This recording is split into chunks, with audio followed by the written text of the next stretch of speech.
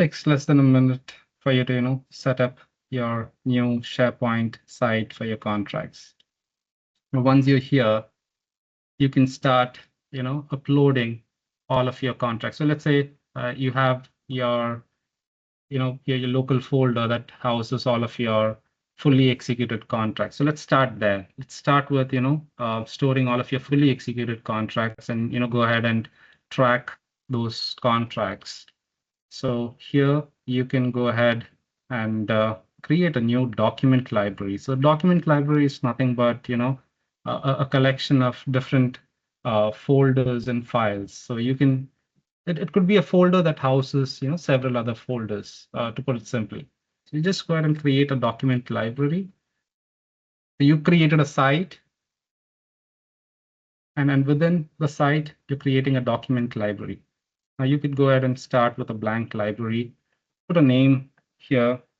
Let's call it contracts again, or whatever name you may want to give it at this point, and then go ahead and create that document library. It says library already exists. So you have a blank document library here. So this could, be your repository or your folder where you can go ahead, and upload all of your contracts, the fully executed one to start off with. I mean, we could go about using templates. So, when you click on new, so it allows you to, upload a new Word document or, start a new Excel workbook. It also allows you to, add a template. So, if you were to,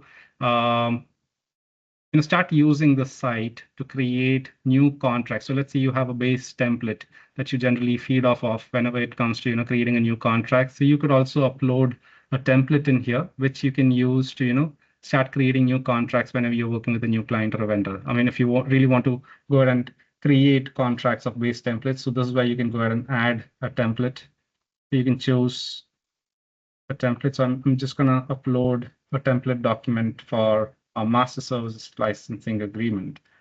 So you have that template here. So once you've uploaded the template, you would be able to see that here. So whenever you're creating a new document, so let's say you're working with a new client and you want to quickly go ahead and use the base template and then create a new document out of it. So you can really use that using these templates.